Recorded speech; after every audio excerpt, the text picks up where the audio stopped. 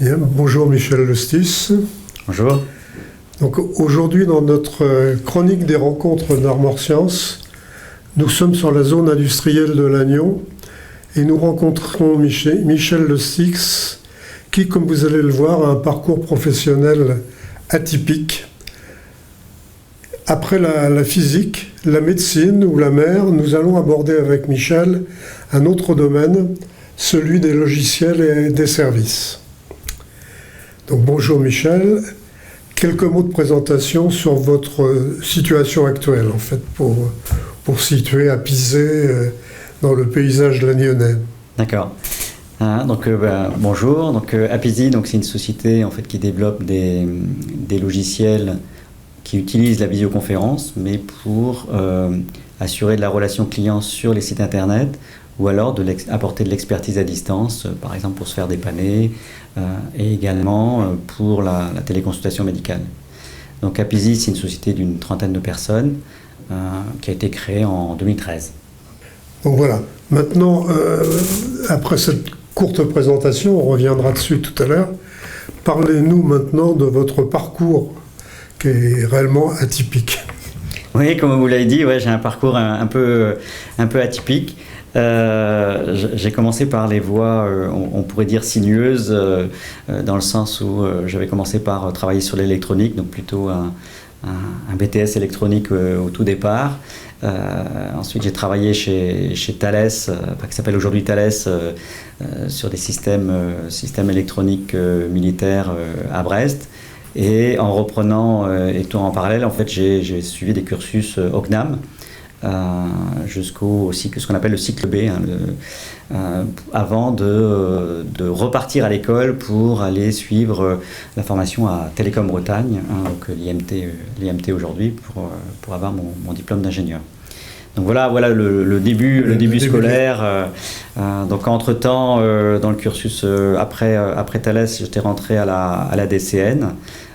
Et c'est justement durant la DCN que j'étais parti à Télécom Bretagne. Et ayant obtenu le diplôme à Télécom Bretagne, là j'ai postulé chez Orange, enfin France Télécom à l'époque, et je suis arrivé dans un labo d'études à Caen, en travaillant sur la voie sur IP. Oui, la voie sur IP qui était à l'époque finalement quasiment une utopie. Oui, complètement. Oui.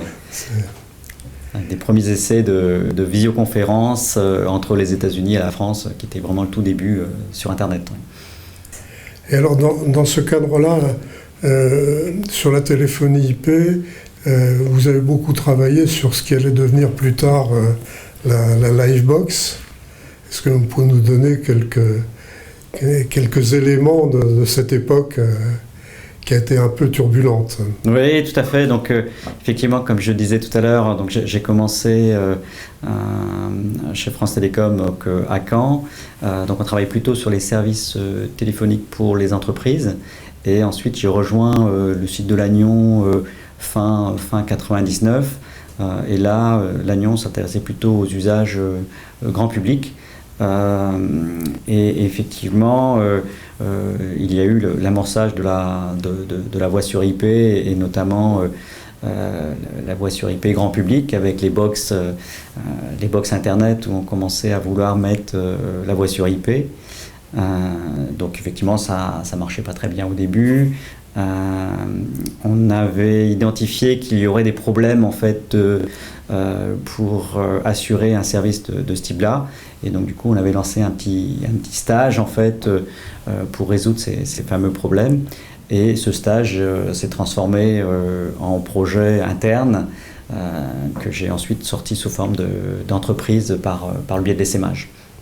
Oui, sachant que la Livebox avait été refusée par le marketing entre-temps. Oui. Et donc cette sortie justement des laboratoires, vous l'avez vécu comment? Les débuts de Néotype ont été difficiles ou faciles? Alors effectivement, ce projet, donc cette première entreprise Neotype, ça a été l'issue de 3 tentatives quelque part, parce qu'au départ on avait identifié ce fameux problème que j'évoquais, donc on s'était dit on va lancer une start-up interne, et donc le cadre ne se prêtait pas. Ensuite on avait voulu faire un premier essaimage mais qui avait été refusé parce que trop stratégique, et puis ensuite c'est libéré le sujet, donc là on a pu réaliser l'essaimage. Alors pour moi ça a été c'était un peu un aboutissement normal en fait du projet, parce qu'on avait lancé un projet en interne, et moi j'aime bien que les choses aillent jusqu'au bout. J'aime bien faire de la conception, mais je déteste laisser des choses sur des étagères. J'appelle ça laisser sur des étagères, et donc je voulais aller au bout du projet. Et donc c'était une réelle opportunité en fait d'apporter ce produit qui était conçu en interne chez les clients. Et donc Neotype pour moi était l'étape de transformation d'une idée finalement en une réalité industrielle. Donc ça a été une belle opportunité, avec bien sûr des périodes difficiles de PME, tout ça, mais à côté de ça on avait un marché en fait qui était vraiment là, du fait de l'accélération de la voix sur IP et de la concurrence, notamment du début du free, qui avait accéléré les choses. Oui, alors Michel est très modeste, mais enfin il faut dire quand même qu'il a sorti Orange du fiasco de la Livebox qui tombait en marche selon l'expression de l'époque. Mais effectivement, disons, le grand succès de Neotype, ça a été de pouvoir rétablir le niveau de la Livebox qui était désastreux au moment de son lancement. En fait.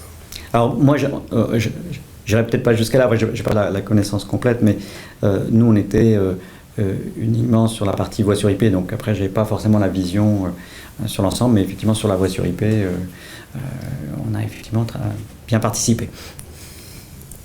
Voilà, donc Neotype s'est largement développé. Et qu'est-ce que vous avez fait à partir de ce moment-là ? Donc après, effectivement, Neotype, donc on avait ce qu'on appelle dans le monde de l'entreprise la fenêtre d'opportunité. On était dans une bonne fenêtre d'opportunité avec ce qu'on avait dit.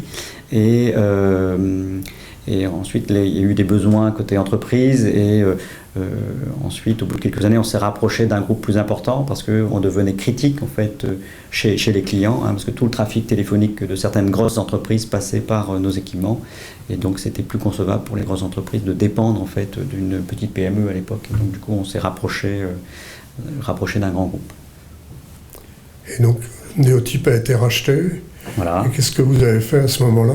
Donc alors, comme souvent, les dirigeants d'entreprise, on reste quelques années, et après, en fait, j'ai aidé quelques PME en local, et ensuite, il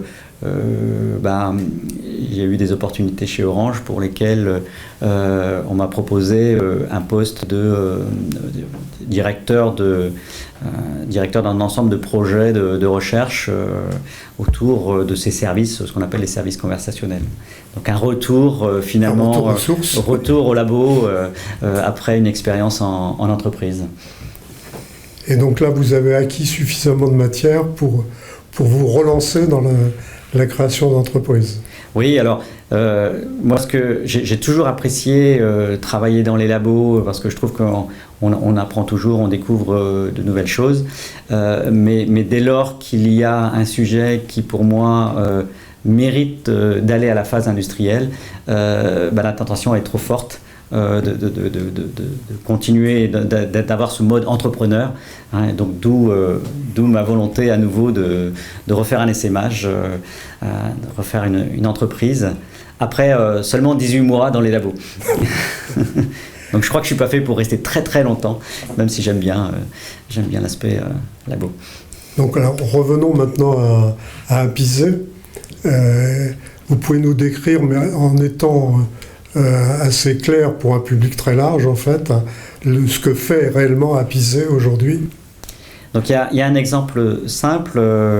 On vient de déployer notre solution chez Darty, Donc vous connaissez Darty avec sa politique de service de proximité avec les clients.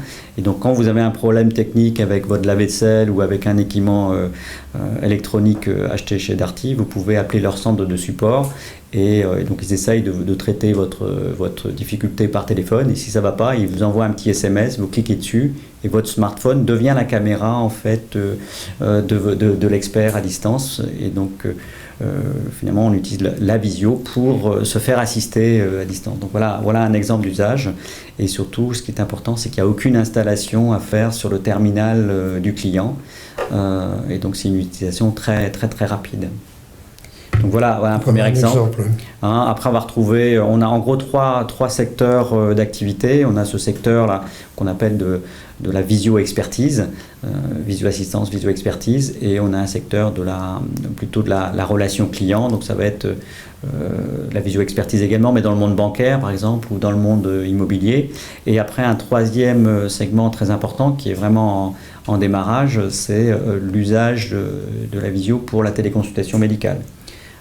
Donc avec toute la problématique d'utiliser les terminaux que l'on a à la maison, le smartphone, la tablette, le PC, avec des réseaux qui ne sont pas forcément toujours adaptés, et aussi de permettre de connecter des appareils périphériques pour la prise de tension, connecter le stéthoscope, l'otoscope et les différents appareils qu'on peut avoir pour accéder à la médecine à distance.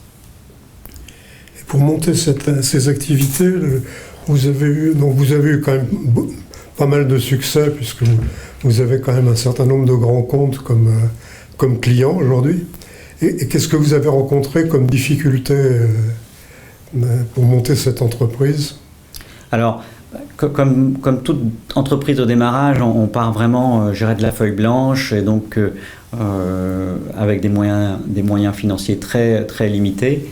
Donc c'est toujours la difficulté, c'est finalement d'aller vers le projet que l'on a défini, en essayant de franchir des premières étapes qui permettent d'avoir un retour, de franchir, d'avoir des premiers clients qui permettent de valider la solution. Et naturellement, au début, effectivement, trouver les premiers clients, c'est vraiment le nerf de la guerre, et donc c'est une des difficultés qu'on peut avoir. Et en plus, entre le tout début d'Apizé et ce qui existe maintenant, il y a eu quand même des évolutions. Vous étiez plus sur la visioconférence en général. Oui, tout à fait. Alors, et ça, je pense que c'est un classique dans toute entreprise. C'est ce qu'on appelle l'effet pivot. Et effectivement, il faut savoir être à l'écoute des problématiques de nos clients. Et tout à l'heure, je disais que la visio-assistance, la visio-expertise était l'élément important pour nous. C'est quelque chose qu'on n'avait pas du tout imaginé à la création de l'entreprise. C'est quelque chose qui est arrivé d'un échange avec une personne de Lafarge qui avait des problématiques d'accès dans ses usines. Et puis de fil en aiguille, on a répondu à sa problématique et ça a intéressé d'autres clients derrière. Donc on a effectivement un peu changé d'axe.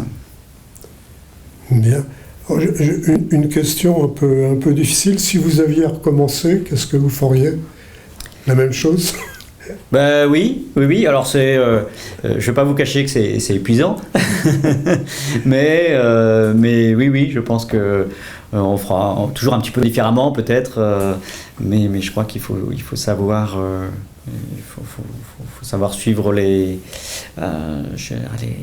pas les opportunités, mais les signaux, en fait, capter les signaux faibles, en fait, et puis les suivre. Et je crois que c'est important. Et j'encourage tous ceux qui ont des idées de les transformer en entreprise.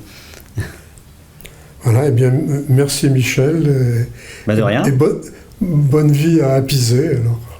Merci beaucoup.